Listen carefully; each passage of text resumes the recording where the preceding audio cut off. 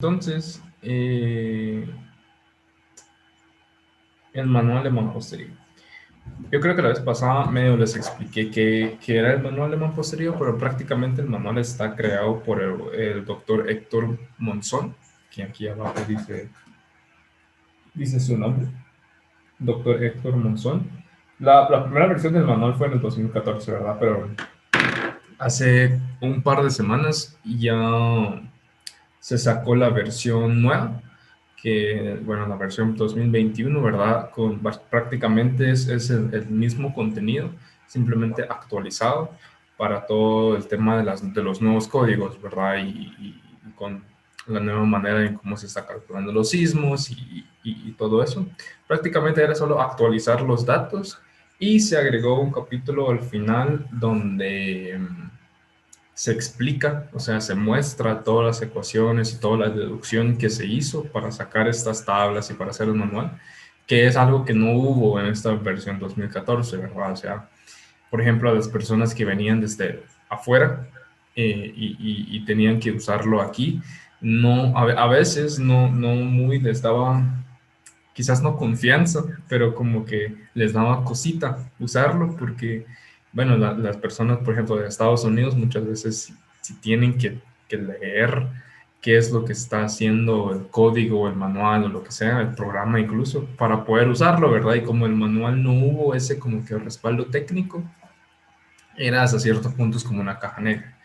Eh, que es justamente lo que el doctor quiso evitar en esa segunda versión, por lo que se agregó esa parte mostrando todos los cálculos y todo lo que se hizo para hacer las tablas, perdón. Entonces, bueno, de nuevo, esta versión es la que está en la página de AGIES, que es una versión beta de la versión 2014, o sea, lo que están viendo aquí, lo que vamos a usar no es la versión final, pero en términos de diseño gráfico, ¿verdad? Todos los valores en las tablas, el contenido eh, redactado, todo eso sí es la versión final, simplemente que la versión que se imprimió pues se ve un poco más fina, ¿verdad? Por decirlo así, el tema de diseño gráfico está un poco más fino, pero podemos usar esta versión beta del 2014 para aprender cómo usarlo. Y ya si ustedes quieren bueno, seguir usando esta versión o comprar la nueva versión, ahí sí ya es decisión de cada uno eh, para después. Pero para esta clase vamos a estar usando esta versión. Entonces, bueno, el manual prácticamente lo que es una herramienta, es un libro que nos permite diseñar proyectos enteros, casas, ¿verdad? Eh, específicamente son proyectos residenciales, no son proyectos comerciales. Es decir, no son centros comerciales, no son, sí, más que nada centros comerciales, ¿verdad? Pero eso es específicamente para proyectos residenciales, es decir, casas. ¿Por qué? Pues ustedes se recuerdan del primer módulo de la clase cómo nosotros fuimos integrando cargas, ¿verdad? Cargas vivas, cargas muertas, sobrecargas muertas, y de que eso depende de la cantidad de personas que va a estar en el edificio y la cantidad, de qué tipo de muebles o objetos va a estar en el piso, ¿verdad? Entonces, las cargas que se integraron para este manual y todas las tablas están integrando usando cargas de casas, ¿verdad? Que son muy diferentes a cargas que uno puede encontrar en un centro comercial, simplemente con la carga viva. Eh, no esperamos la misma cantidad de personas en un cuarto como en una tienda en Oakland, por ejemplo, ¿verdad? Entonces la carga de personas en Oakland va a ser mucho, mucho mayor que las cargas de una casa. Entonces, y el manual se hizo asumiendo cargas de casa. Entonces, solo se puede usar para proyectos residenciales. Haber dicho eso, el manual tiene varias secciones, ¿verdad? Empiezan a hablar de cómo usar el manual, por qué se hizo, riesgos sísmicos, más o menos lo que nosotros hemos visto a lo largo del curso. También tiene una sección que explica bastante bien, similar a lo que nosotros vimos, de por qué es que se tiene que reforzar la mampostería y qué son los elementos. que se usa para reforzarlo, ¿verdad? Es decir, ¿por qué se usa mochetas? ¿Por qué usa soleras? ¿Por qué se usa refuerzo secundario? Es decir, mochetas secundarias o pines y soleras secundarias. ¿Por qué se usa, verdad?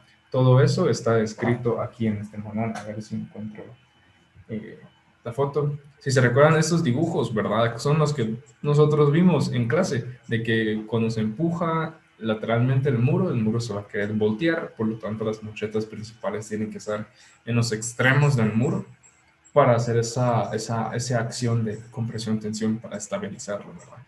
Y ahí con las grietas y todo, y todo está descrito, ¿verdad?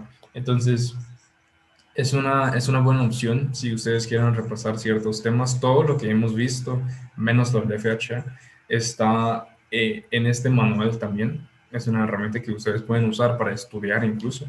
Entonces, bueno, tiene toda la parte teórica, ¿verdad? Todo la parte que ustedes necesitan leer o necesitarían leer para entender cómo funciona y cómo hay que reforzar la mampostería. Entonces pueden usarlo para eso. Pero luego de eso, ¿cómo es de que se usa ya para diseñar una casa? Pues si ustedes miran aquí, este cuadro se llama el cuadro 5B, refuerzo de las mochetas principales, ¿verdad? Y si ustedes se dan cuenta, pues hay varios casos, ¿verdad? Por ejemplo, esta primera fila, por ejemplo, de que está diciendo que podemos poner esas mochetas para casas de un piso, creo que no se mira mi, para casas de un piso o el último nivel de casas de 2 o 3 pisos. Todo esto lo vamos a ver a detalle, solo voy a hacer un repaso rápido primero.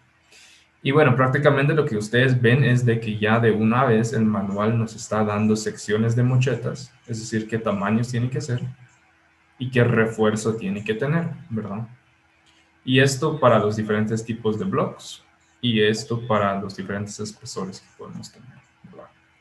Entonces, a contrario del FHA, que solo nos daba un mínimo, ¿verdad? O sea, no solo nos decían, bueno, coloquen 4 número 3, el manual lo que hace es de que eh, todos estos valores son calculados con base a una carga asumida de vivienda, es decir, una carga gravitacional, integra el sismo como nosotros lo hicimos, ¿verdad? Con el CS, multiplica eso por la cantidad de peso sísmico, encuentra la carga lateral y prácticamente calcula todo lo que necesitamos calcular para saber exactamente qué refuerzo necesitamos en las mochetas principales, en este caso, por ejemplo. Entonces, pues prácticamente el manual consiste en cuadros como este, cuadros que ya integra cálculos reales, ¿verdad? No solo valores mínimos, sino que ya son calculados para diferentes escenarios con la cual nosotros podemos venir y diseñar nuestra casa, ¿verdad? Entonces, eso es la metodología del manual. Usa cuadros para que el usuario final, es decir, ustedes, por ejemplo, o constructores o ingenieros que no necesariamente son ingenieros estructurales, pueden venir a usar tablas y precalculados para no tener que calcularlos ellos mismos, ¿verdad? Entonces, por ejemplo, está el cuadro 5B, refuerzo de mocheta principales. El cuadro 5C es lo mismo, solo que el área no lo dan, digamos, en un arreglo ya establecido de barras, sino que nos da el área específica que necesitamos y ya cada quien puede hacer sus propios arreglos si desea. Y posterior a ese, pues también explican cómo podrían ir la distribución de soleras, ¿verdad? ¿Qué tipo de soleras puede tener? Soleras block U, como nosotros habíamos dicho, o fundidos, de que no se puede poner las sisas entre los blocks, etcétera. También nos da cuadro para las soleras principales automáticamente también, de que ya nos dice, bueno, para la solera de humedad, el ancho va a ser el ancho del bloque por el alto y tanto refuerzo, tantos estribos, el de entrepiso también y la de azotea, que es prácticamente la solera de corona, ¿verdad? La que va hasta arriba. Entonces también nos da cuadros para eso. Entonces, si ustedes agarran el manual y se empiezan a ir, se van a dar cuenta de que hay varias explicaciones, por ejemplo, cómo se mira el pin, eh, Y se van a poder ir viendo cómo es de que el manual se va desarrollando, ¿verdad? Es bien gráfico, hay muchos ejemplos y todo eso. Eh, y lo bueno es de que hasta el final, ellos, aquí está, el anexo 2 prácticamente reúne todas las tablas, ¿verdad? Porque solo los pone una en cada página para que sea más fácil de usar ya a la hora de diseñar. Pero en los capítulos es donde está, digamos, integrado dentro de la explicación de cómo usarlo. Entonces es bueno como que utilizar ambos. Eh, entonces, ¿qué son los elementos con que se puede diseñar con el manual? Pues ya habíamos visto que las mochetas principales, es decir, las mochetas que resisten un poco de sismo, ¿verdad? Al principio y al final del muro. Ya habíamos visto que las soldadas principales también se pueden obtener mediante el manual. Y también los refuerzos secundarios. Si se dan cuenta, los refuerzos secundarios se resume en una misma tabla. Eh, ¿Por qué? Porque yo en su momento yo les había dicho que el refuerzo secundario sí se debería diseñar, ¿verdad? Entonces solo voy a ver que no haya entrado nadie. Entonces yo en su momento les dije que el refuerzo secundario realmente se diseña, ¿verdad? Se usa esa capacidad. Eh, entonces ustedes pensarían, bueno, entonces quizás sería un poco más familiar a este, ¿verdad? Que dependiendo del tipo de block, dependiendo de la resistencia que tenemos en el muro, de eso dependería la cantidad de acero secundario que colocamos en los muros. Pues resulta que el manual, al tratar de, de ser, bueno, prácticamente al no conocer qué tipo de refuerzo quiera utilizar el usuario final, ¿verdad? Es decir, si ustedes quieren usar mochetas secundarias, pines y a cuántos, eh, lo que el manual hace es de que prácticamente toda la carga sísmica que tenga que resistir el edificio lo resiste completamente por los muros. Es decir, este arreglo, pero no, después vamos a ver las cuadras de los muros, pero el muro resiste todo el sismo. Entonces el refuerzo que existe aquí es el mínimo por código, ¿verdad? Entonces hay algunos valores que van a ser similares, por ejemplo, a los valores del FHA. Por ejemplo, los de 14 centímetros, pins número 3 a cada 80, que es esto, ¿verdad? Entonces, en este caso, es algo similar al FHA, porque para muros de 14 centímetros, el mínimo acero que podemos meter para refuerzo vertical secundario son pines número 3 a cada 80, ¿verdad? Pero si nosotros empezamos a usar muros de 19 centímetros, o sea, es decir, aumentamos el espesor, esos 3 a 80 ya no nos sirven, o sea, ya es muy poco para cumplir con el acero mínimo. Ya tendría que ser 3 a 40 o 4 a 60, o si utilizamos dos soleras intermedias, 4 a 80, etcétera, ¿verdad? Eh, y todo esto lo vamos a ir viendo más a detalle, solo estoy haciendo el repaso. Pero prácticamente solo para darles ese contexto, es decir, eh, un poco más de criterio para que ustedes puedan tener a la hora de utilizarlo, estos refuerzos secundarios son los mínimos pedidos por código, porque los muros con los que vamos a diseñar en este manual se diseñaron para resistir el sismo completamente solos, ¿verdad? Entonces, solo un poco de contexto. Eh, y de ahí ya entramos a otros cuadros que ya empezamos a ver que eh, cómo es de que se diseñan los muros con el manual. Entonces, antes de pasar a estos, lo que quiero hacer antes es solo hacer un pequeño repaso con qué elementos contamos a la hora de utilizar mampostería reforzada. ¿Verdad? Entonces, mampostería reforzada. ¿Qué son las cosas que incluye? Pues incluye el levantado, incluye el refuerzo principal,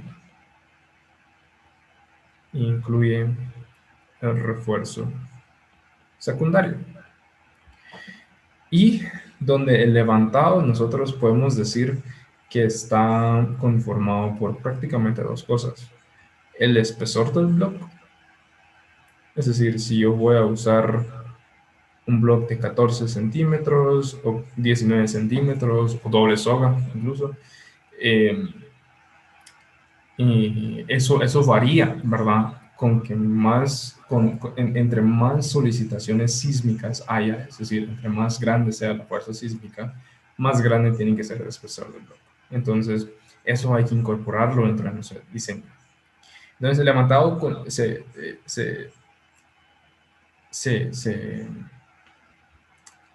eh, depende de dos cosas: el espesor del bloque y el tipo del bloque. ¿Se recuerdan que en algún momento yo les dije que habían diferentes tipos de bloques A, bloques B, C, y de que cada uno de estos tenían una resistencia distinta, ¿verdad? El bloque A es más resistente que el bloque B y el bloque B es más resistente que el bloque C. Y tienen valores de su capacidad axial y con eso lo diseñamos y todo.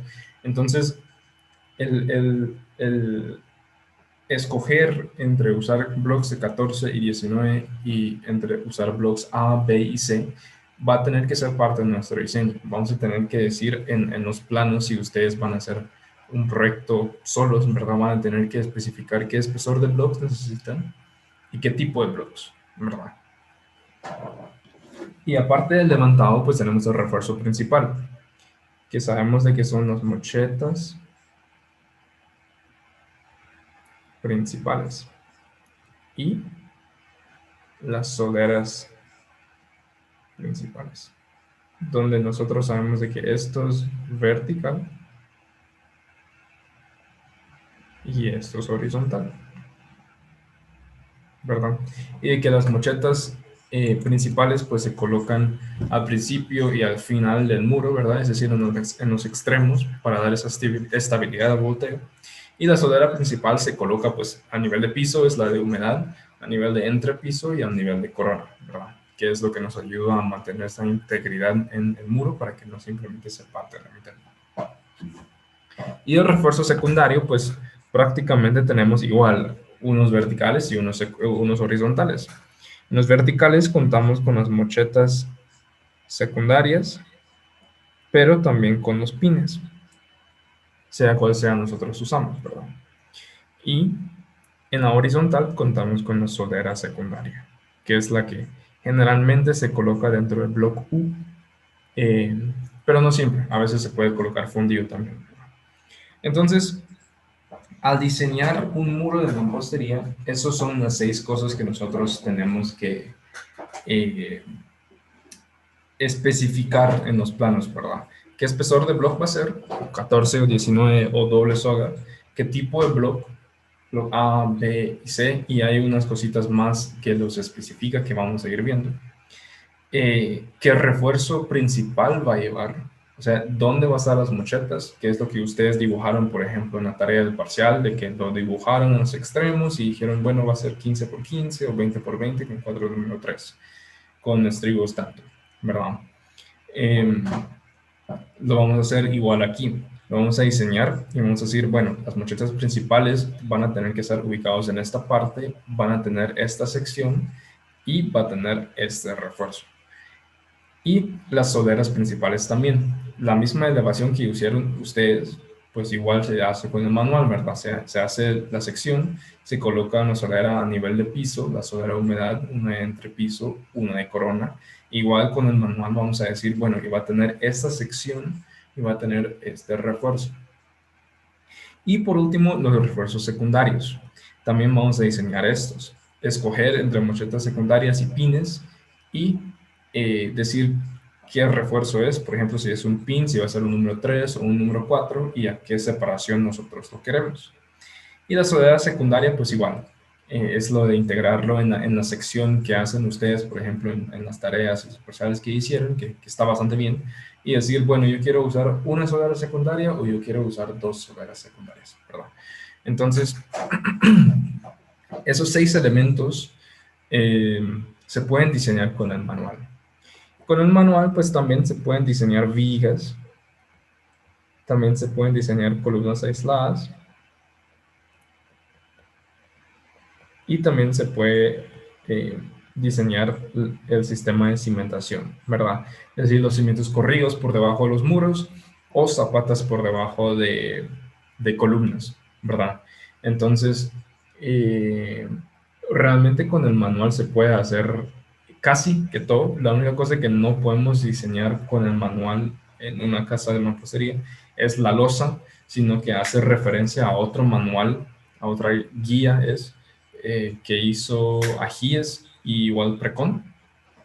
Entonces solo hace referencia a esa, ¿verdad? Entonces para las losas alguien tendría que usar eso, pero los elementos principales sí se pueden diseñar con el manual. Los muros, pero también las vigas, columnas y cimentación, ¿verdad? Nosotros solo vamos a estar enfocándonos en los muros de mampostería. Pues solo porque solo para eso nos da tiempo, ¿verdad? No nos daría tiempo de entrar a ver cómo el manual diseña vigas, columnas aisladas y cimentación. Entonces nos vamos a estar enfocando en el manual de mampostería, en la parte de mampostería. Entonces, voy a borrar esto. Voy a tomar un poco de agua.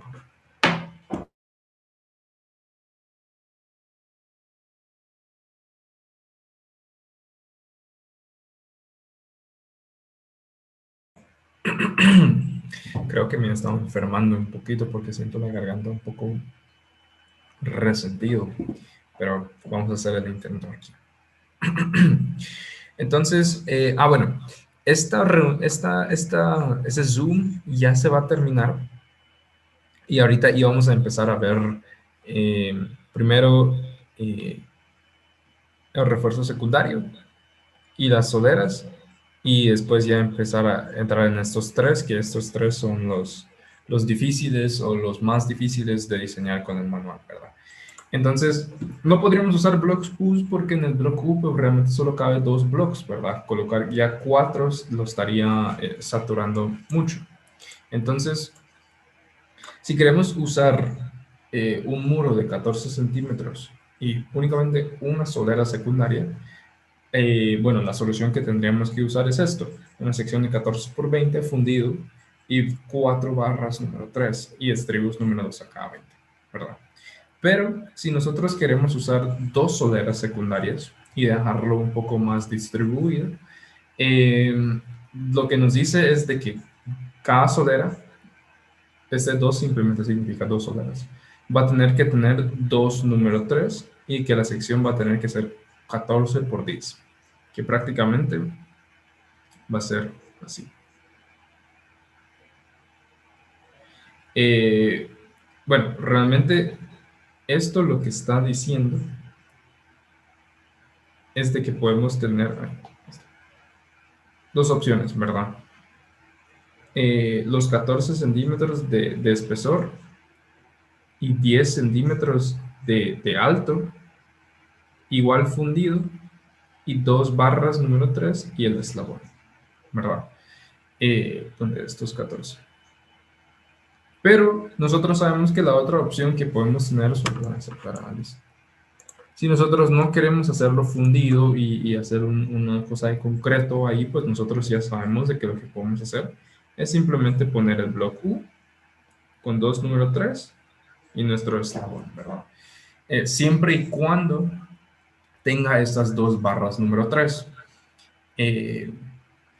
Y ya, prácticamente está a nuestra decisión si nosotros queremos utilizar una solera o 2 soleras y si nosotros queremos, en el caso de 2 soleras, utilizar una sección fundida de 10 por 14 o si queremos utilizar una sección de block U, ¿verdad? Que tendría dimensiones de 14 centímetros de ancho igual, pero 20 centímetros de alto como un block normal, ¿verdad? Y para paredes de 19 centímetros, pues es prácticamente lo mismo. Si nosotros queremos tener únicamente una solera, pues tendríamos que simplemente cambiar este 14 a 19, por supuesto, porque el espesor del muro cambia de ser 14 a 19, pero el refuerzo adentro va a ser exactamente lo mismo. 4 número 3 y número 2 a cada 20 en estribos, ¿verdad? Que eso se puede ver aquí arriba. Número 2 a cada 20. Y si nosotros queremos usar dos soleras secundarias y dejarlo mejor distribuido, pues podemos tener igual una sección fundida de 19 por 10, así horizontal, y colocar las dos barras ahí, o podemos colocarlo en un block U y simplemente colocarlos verticalmente, ¿verdad? Entonces, en cuanto a las soleras secundarias, es bien fácil hacerlo con el manual. Con base al espesor que necesitamos, prácticamente nosotros venimos y escogemos, yo quiero colocar una solera o yo quiero colocar dos soleras. Y con eso simplemente colocamos el refuerzo que está aquí y ya queda diseñado, digamos, nuestras soleras secundarias, ¿verdad? ¿Alguna pregunta con esto? Voy a ir preguntando mientras vayamos avanzando, así resolvemos dudas en el camino. ¿Alguna duda?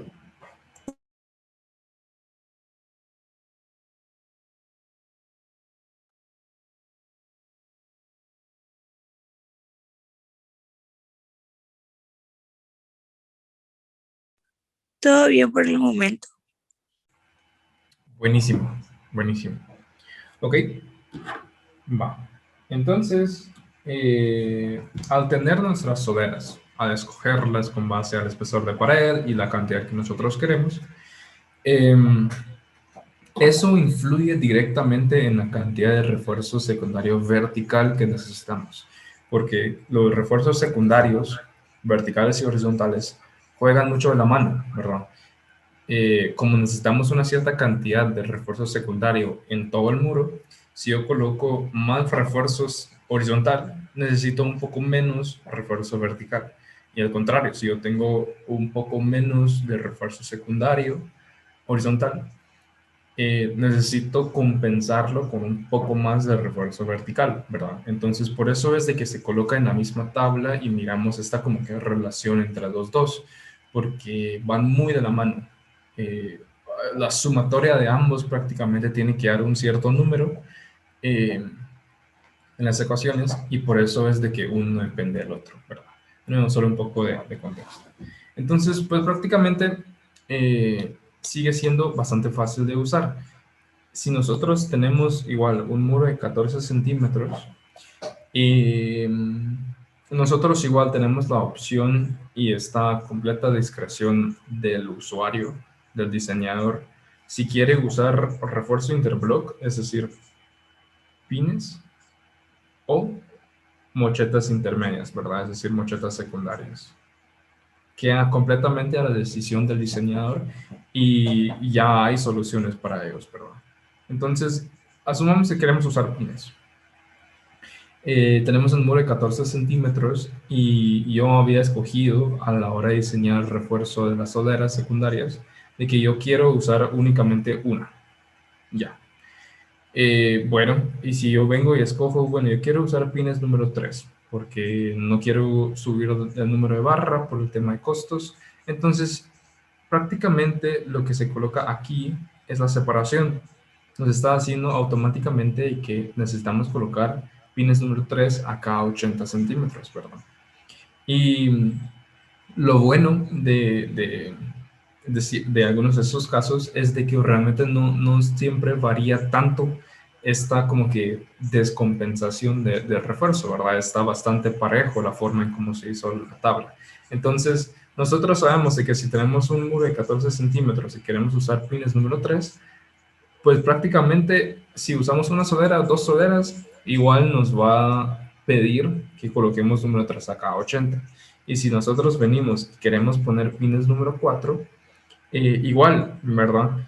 Eh, Vamos a poder colocarlo a una distancia un poco mayor porque, por supuesto, el número 4 es más acero que el número 3. Entonces podríamos venir y aumentar la separación a 1.20 metros, ¿verdad? Y si nosotros fuéramos a usar muros de 19 centímetros y usar pines número 3 igual, pues miramos de que la separación ya baja. Tendríamos que colocar número 3 a cada 40 centímetros. Y si nosotros decimos, bueno, no quiero colocarlo a 40 centímetros porque va a ser mucho mano de obra estar colocando los pines y rellenando cada celda con grout a cada 40 centímetros. Yo quiero que esté más separado. Bueno, entonces lo que podemos hacer es simplemente subir el número de la barra, es decir, cambiar de pin número 3 a pin número 4. Y ya con base a nuestra distribución de solderas que escogimos, nos va a quedar diferentes separaciones. Si nosotros escogemos una soldera secundaria en un muro de 19 y queremos usar pines número 4, pues la separación va a ser de 60 centímetros. Pero si al escoger las solderas secundarias escogimos la opción de donde estaban un poco más distribuidas, pues podemos empezar a separar los pines un poco más, ¿verdad? Podemos aumentarlo de 60 centímetros hasta 80 centímetros, ¿verdad? Y en muros de 20 incluso podemos usar pines número 5, donde la separación queda un poco más grande, 1 metro de separación de pines. Entonces, esto sería la misma manera de cómo se hizo, como ustedes decían, la FHA. En la planta, prácticamente la mocheta principal, eh, el primer pin tendría que estar ubicado a esta separación que estamos viendo y la separación entre pines tendría que ser igualmente esta separación. Entonces, eh, con los pines igual que a nuestra discreción si queremos usar número 3, número 4, número 5 y depende de la distribución de solderas que nosotros escogimos, la separación que nos va a quedar. ¿Verdad? ¿Queda claro el tema de los pines?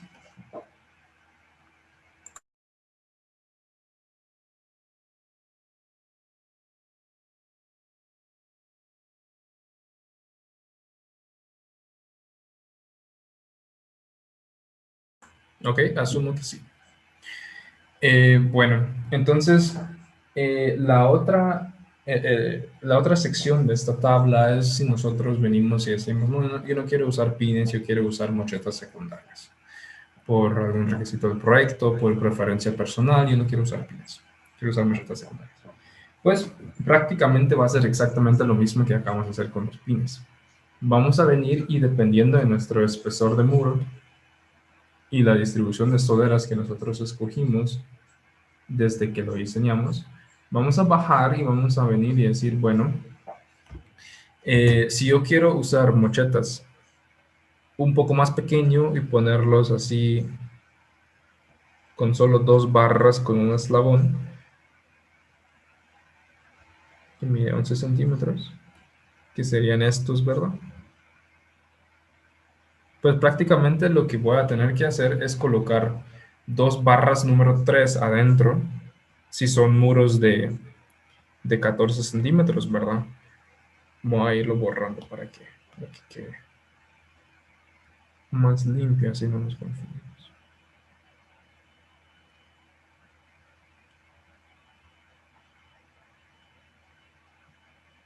Está. Okay. Entonces, sí, si yo quiero usar simplemente 2 barras en mis mochetas, pues prácticamente para muros de 14 centímetros lo que tendría que colocar son mochetas conteniendo 2 barras número 3 y eslabones número 2 cada 20. Con esa sección 11 por 14, ¿verdad? Y tendrían que estar separados a cada 2.5 metros. Tendrían que estar un poco más pegados que el resto de la tabla. Y si queremos hacer lo mismo, pero con un muro de 20, si yo quiero igual tener mochetas un poco más pequeñas para colocar únicamente 2 barras, tendría que colocar 2 barras número 4 igual separados a estos 2.5 metros, ¿verdad? Y así es como podemos ir bajando. Es decir, si yo quiero separar las mochetas un poco más separado, el manual da esa separación en intervalos de 50 centímetros, pues podemos ir bajando, ¿verdad? Si nos damos cuenta, entre 2.5 y 3 metros, realmente el refuerzo para muros de 14 no cambia. Seguimos teniendo 2 número 3 y 11 a cada 14, ¿verdad? Pero En muros de 20 ya cambia. O sea, si nosotros queremos tener soleras separados a cada 3 metros, tendríamos que cambiar los dos números 4 que teníamos a 4 número 3. Y estas secciones ya serían un poco más grandes. Serían de 14 por 9, ya siendo un poco más rectangular, ¿verdad? De 14 por los 19 del ancho. Y así es como vamos bajando. Si queremos que la separación sea 3.5, pues podemos en muros de 14 simplemente aumentar la cantidad de 0 a un número 3 y un número 4. Y en muros de 20, 2 número 3 y 2 número 4. Y bueno, lo mismo pasaría si empezamos a bajar, ¿verdad? Entre más separado queremos las mochetas, más acero vamos a tener que colocar en las mochetas secundarias. Y entre menos acero queremos colocar en las mochetas secundarias, más pegados van a ser. Entonces, igual, únicamente es de ir usando la tabla y conocerlo un poco, ¿verdad? Eh, pero realmente no tiene ninguna... No es complicado usar la tabla, simplemente empezamos por decir eh, qué espesor de bloque estamos usando, ubicar qué distribución de solera queremos y prácticamente bajar, ¿verdad? Bajar a donde es que nos lleva esa decisión que tomamos al principio de cuántas soleras queremos y ver qué refuerzo nos está pidiendo, ¿verdad? Entonces, lo bueno del manual es de que es un poco, digamos, customizable en ese sentido. Nosotros podemos venir y prácticamente diseñarlo a nuestra preferencia, ¿verdad? Al estándar o a los requisitos de nuestro proyecto en particular. Entonces, eso es bueno. Va. Entonces, en nuestro cuadrito de cosas que necesitamos diseñar en mampostería reforzada, el refuerzo secundario ya lo hicimos. Check. Ya sabemos cómo diseñar las mochetas secundarias o pines y las solderas secundarias. Y todo eso está en el cuadro 5E. ¿Alguna pregunta con el tema de los refuerzos secundarios?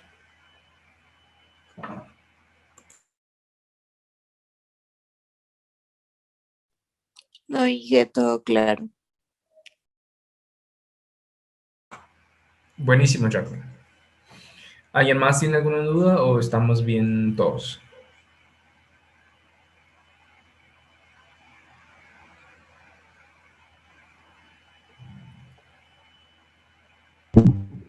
Todo bien, hija, solo te los en la práctica ya surgen algunas dudas.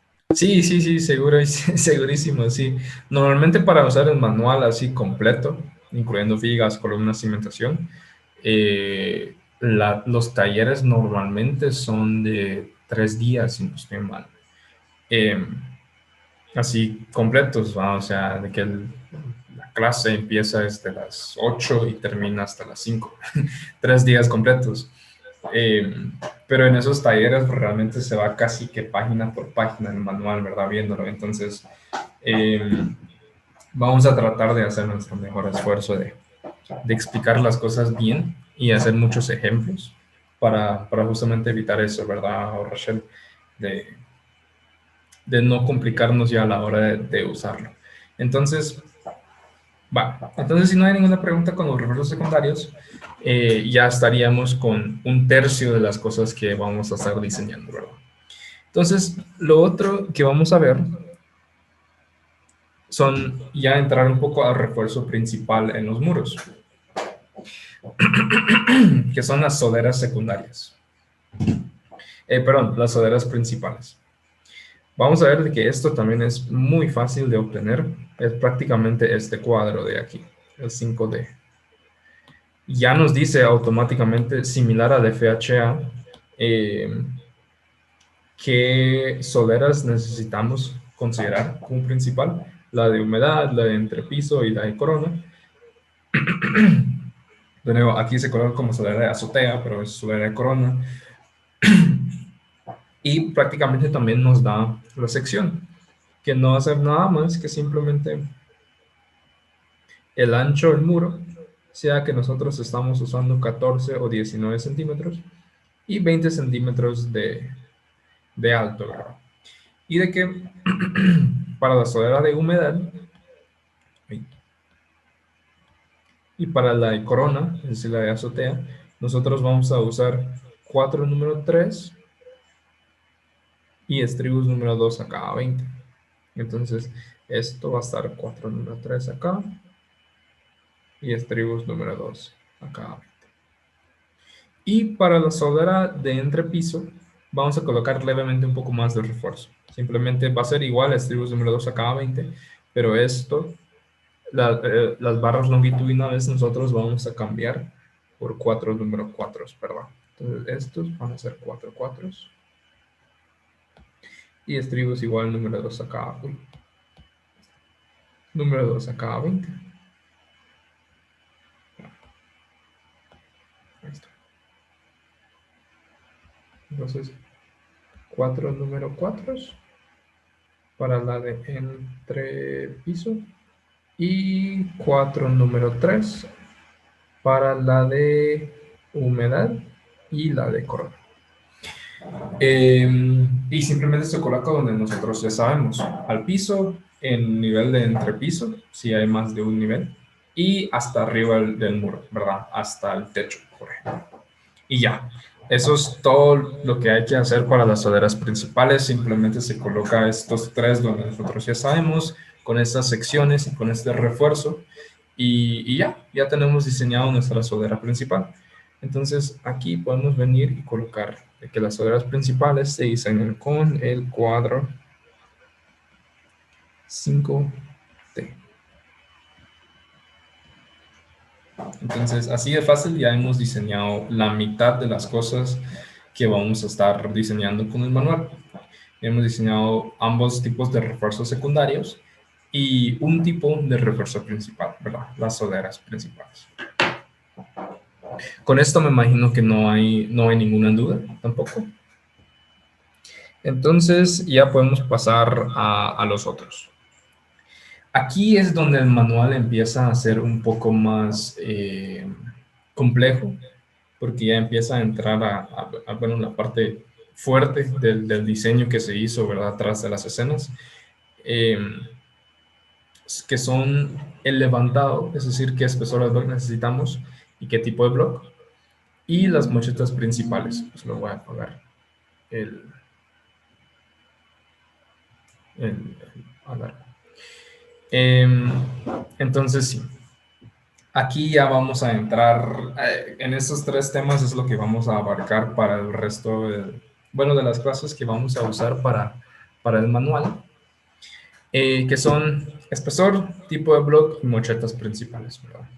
Las mochetas principales, si quieren, lo vamos a dejar de último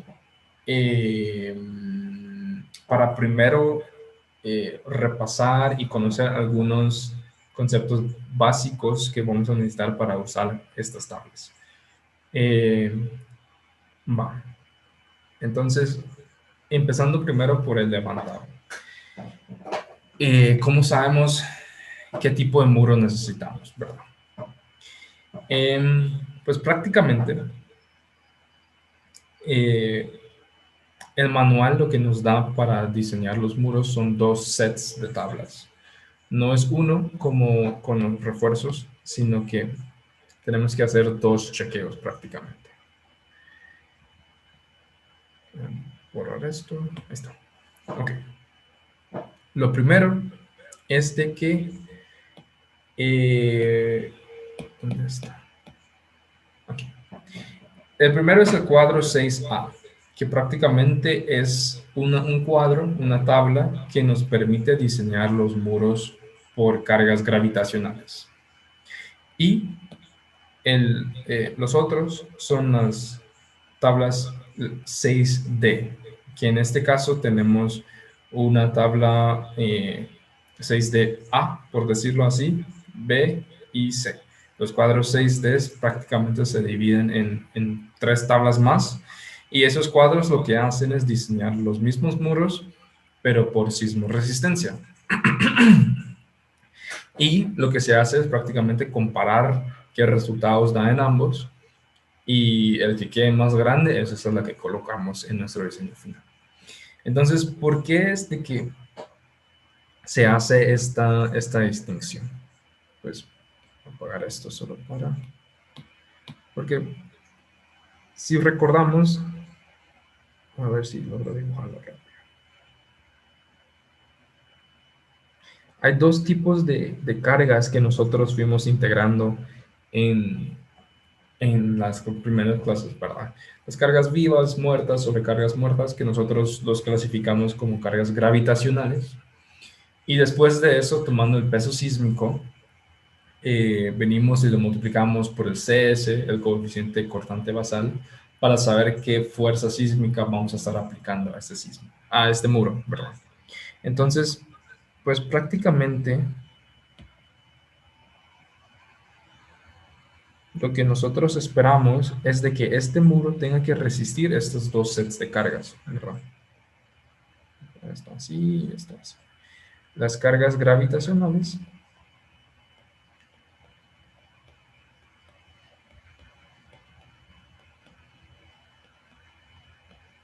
asumiendo que eso es una porción de losa, ¿verdad? Eso es losa y esto también es losa.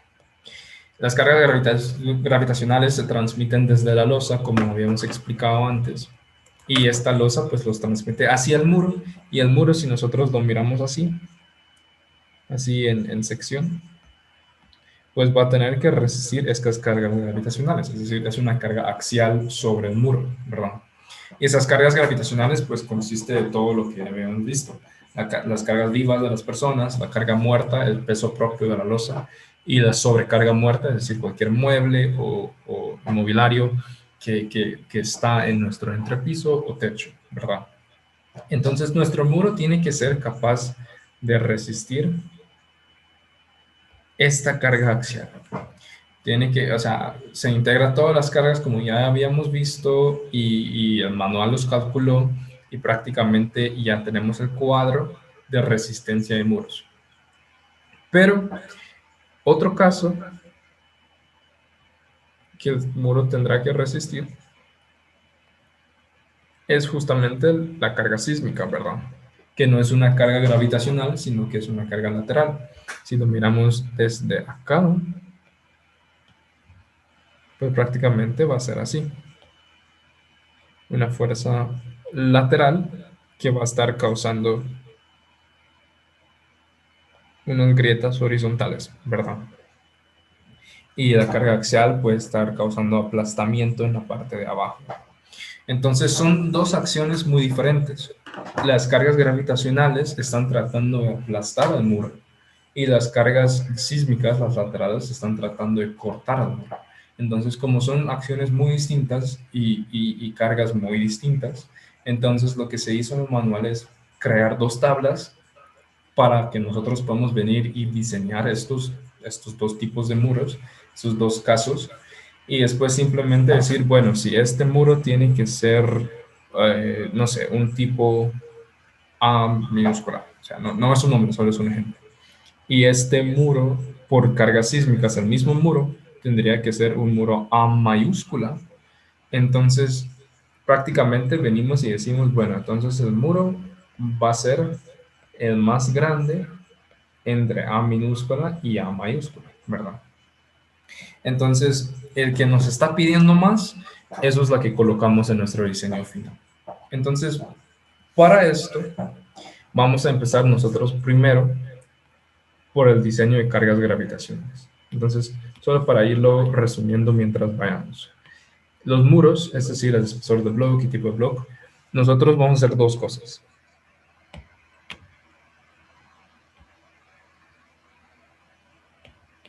¿Qué es esto?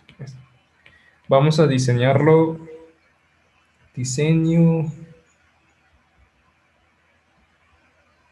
gravitacional y diseño sísmico.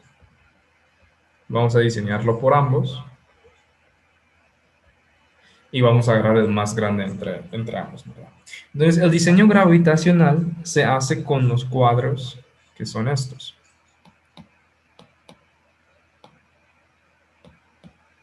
Aquí está. No, es este. Se hace con el cuadro 6A y aquí lo dice. Cuadro 6A, método simplificado. Creo que el nombre no está en esta tabla en específico.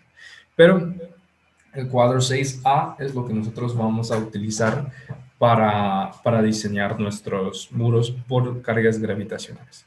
Entonces aquí vengo y coloco cuadro 6A. Y el diseño sismo resistente, es decir, el diseño sísmico de estos muros, se va a hacer con el set de tablas que nosotros habíamos visto, que eran los cuadros 6D, ¿verdad? De que se divide entre 3 partes, y ya vamos a ver por qué, pero se divide entre zona sísmica anaranjada prácticamente, amarilla y blanca. Si ustedes se recuerdan, así adelantándonos un poquito, la mapa de zonificación sísmica, la que vimos en la NS2, el mapa que tenía los montones de colores, de que prácticamente el país estaba separado en diferentes regiones con diferentes riesgos sísmicos, porque algunas regiones estaban más cerca a las fallas sísmicas, ¿verdad? No es lo mismo diseñar en la costa, que está a la par de la falla de subducción, a diseñar en Petén, que está sobre la placa de Norteamérica, ¿verdad? Donde no hay fallas. Entonces, dado que no es lo mismo, lo que se hizo es de que se separó las tablas. Por ejemplo, este cuadro de zona sísmica blanca, lo que hace es de que se está diseñando por esa región, por ejemplo, por donde está Petén, y entonces el diseño que se hizo, pues está hecho con una menor carga sísmica. En cambio, el primer cuadro, la zona sísmica anaranjada, es precisamente la zona por donde está la costa, por donde está la zona de subducción y todo eso, y por lo tanto la carga sísmica que se utilizó es más grande, ¿verdad? Entonces, por eso es de que el cuadro 6D se divide entre 3. Pero ya vamos a ver eso más detalle. Entonces, aquí, el diseño sísmico se hace con el cuadro 6D. Y nosotros vamos a empezar con el cuadro 6A, con el diseño gravitacional. Quiero ver cuánto tiempo nos falta. 8. Todavía tenemos. Va. Entonces, si se recuerdan de hace 2 semanas, cuando tuvimos nuestra clase, nosotros hicimos unos ejercicios un poco raros, ¿verdad? Hicimos estos ejercicios de ver cómo la losa se estaba transmitiendo cargas hacia los muros, ¿verdad? Vimos el caso de una losa unidireccional y vimos el caso, a ver si está aquí, de que cuando la losa lo distribuye en 2 direcciones, que podemos usar una distribución de triángulos donde la losa se divide en 4, y de que podemos usar una distribución que es un poco más realista de una distribución de trapezoides, ¿verdad?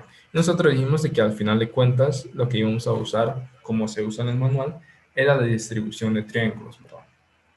Y también vimos, creo que por aquí está, o quizás está sobre la misma.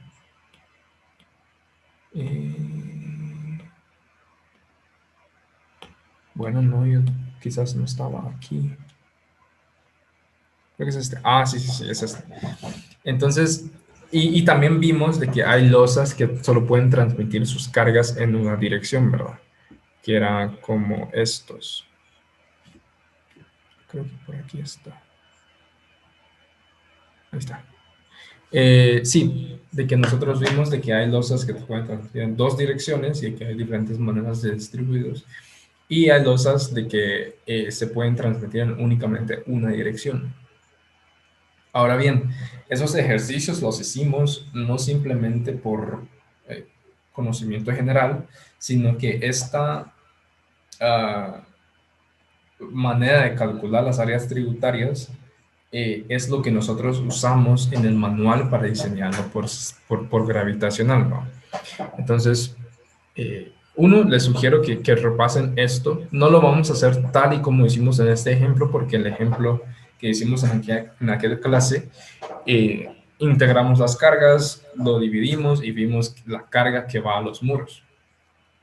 En el manual, todos esos cálculos ya se hicieron, ya se integraron las cargas y ya se vio qué cargas pueden llegar a los muros. Ya se calculó capacidad y todo eso, sino que simplemente lo que nosotros sí vamos a estar usando en el manual es estos ejercicios, ¿dónde está? Esto, de calcular las áreas tributarias. Esto conocimiento de saber cuándo la losa simplemente lo manda a una dirección o cuando la losa es de dos direcciones y saber cómo dividirlo en cuartetos, es decir, saber cómo hacer esos triángulos y decir de que el área que tenga que resistir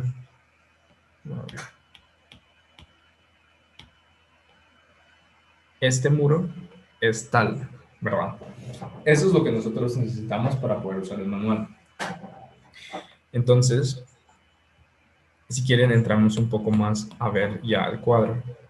Si se dan cuenta, el cuadro lo que hace es de que indica qué área tributaria puede soportar una pared en específica, ¿verdad?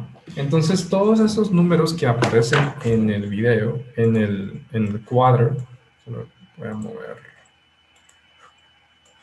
Ahí está participando.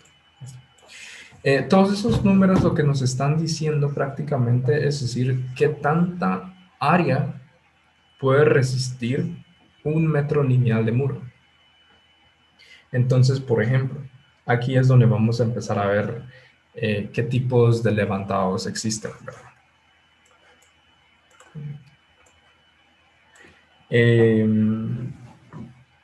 Si se dan cuenta, hay varias cosas que podemos usar para clasificarlos. Uno, son las clases de block, que es justamente lo que nosotros habíamos dicho, ¿verdad? Hay blocks A, hay blocks B, hay blocks C y blocks D, que prácticamente están denominados así porque tienen diferentes resistencias. Entonces, el block A es la más resistente y el block D es la menos. No, yo sé qué pena. Qué pena. No, hombre, yo estoy lunes y martes, estoy ahora aquí en la casa. Te voy a mutear, Pedro. Mientras. Ahí está.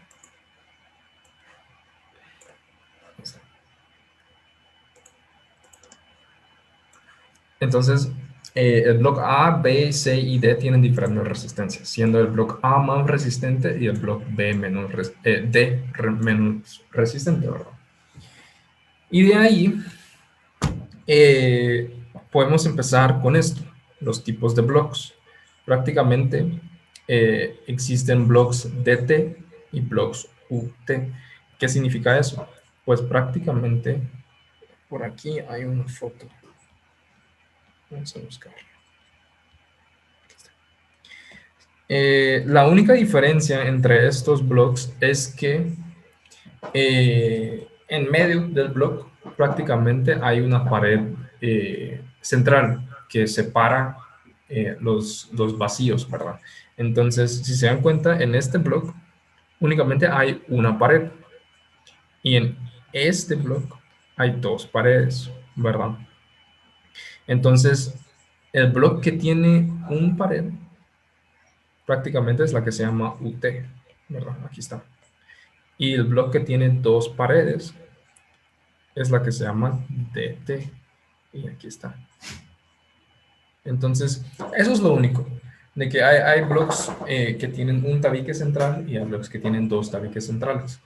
Generalmente el bloque de dos tabiques centrales es mejor porque en este tramo aquí es normalmente donde se corta el bloque, donde se parte la mitad para generar las mitades, ¿verdad? En cambio, cuando solo hay una pared, a la hora de quebrarlo, a veces no queda tan bien este quiebre, ¿verdad? No queda tan simétrico, a veces está un poco más o incluso toda la pared interna simplemente se desintegra.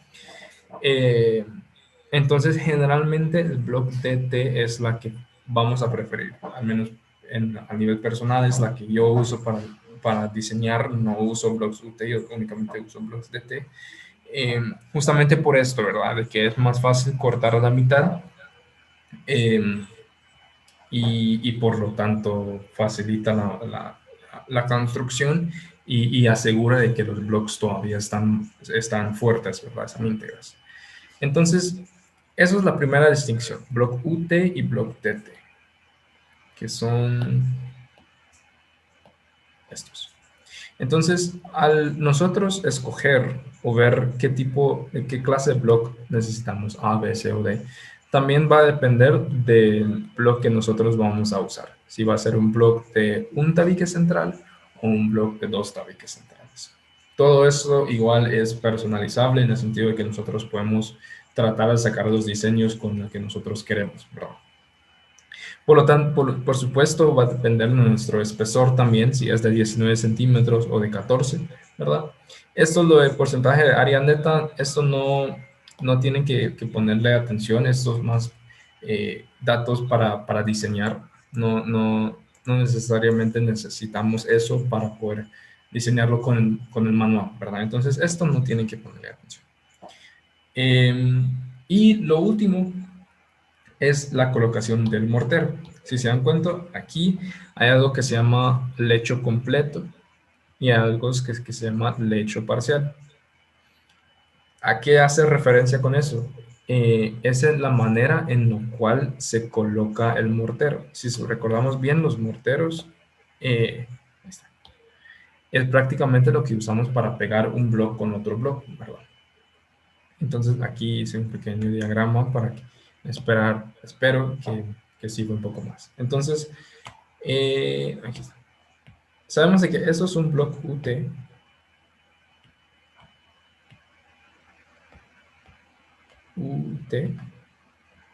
Esto es un bloque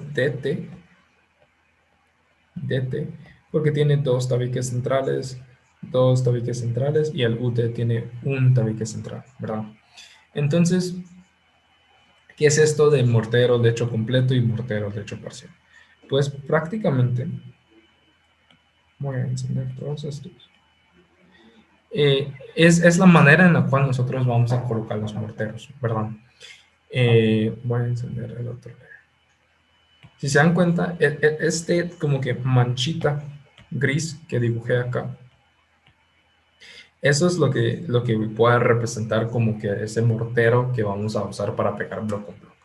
Entonces, cuando únicamente se coloca este mortero en las paredes laterales, es decir, aquí y aquí, eso es lo que nosotros vamos a llamar mortero de hecho parcial. ¿Por qué? Porque prácticamente no se colocó en las paredes transversales, ¿verdad? Y en la otra dirección, igual, podemos hacerlo tanto para blocks UT y para blocks TECTO. Pero en morteros de hecho completo, pues es simplemente lo contrario. Vamos a colocar en las paredes laterales, como habíamos dicho, pero también vamos a colocar en las paredes transversales, ¿verdad? Es simplemente eso, de que si vamos a colocar mortero, es decir, pegamento entre bloque y bloque, en solo las paredes laterales, lo vamos a llamar morteros de hecho parcial.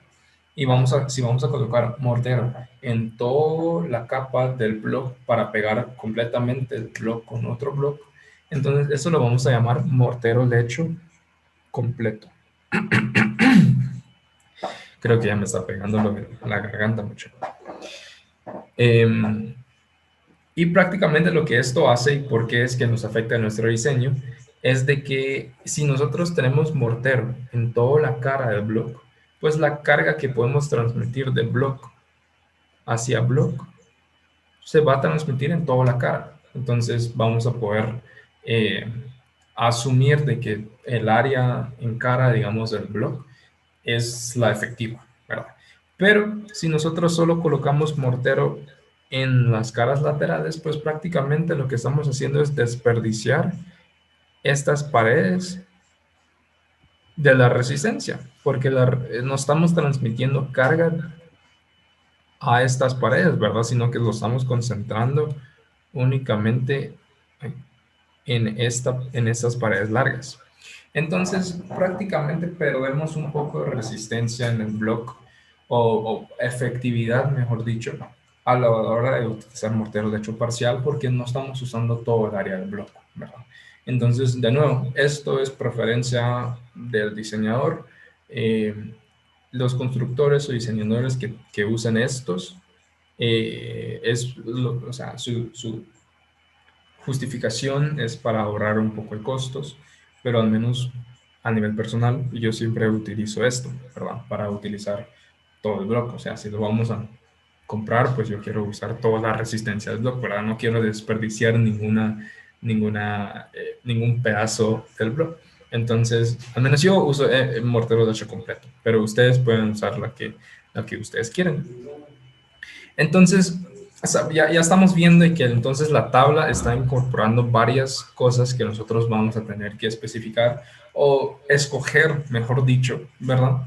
Vamos a tener que decir, bueno, yo quiero que el proyecto salga con bloque B, yo quiero usar el bloque de T de 19 centímetros o de 14 centímetros y yo quiero que sea mortero de hecho completo. Entonces, las capacidades con las que yo cuento van a ser estos. Y vamos a ver si el diseño y el muro es capaz de resistirlo, ¿verdad? Prácticamente. Y si al principio yo dije, bueno, no, yo quiero usar este que está bajito, pero no funciona, pues lo que hacemos es simplemente aumentar la resistencia y empezar a modificar ciertos elementos de levantado, ¿verdad? Entonces, hoy ya no nos va a dar tiempo de entrar a ver un ejemplo con esto.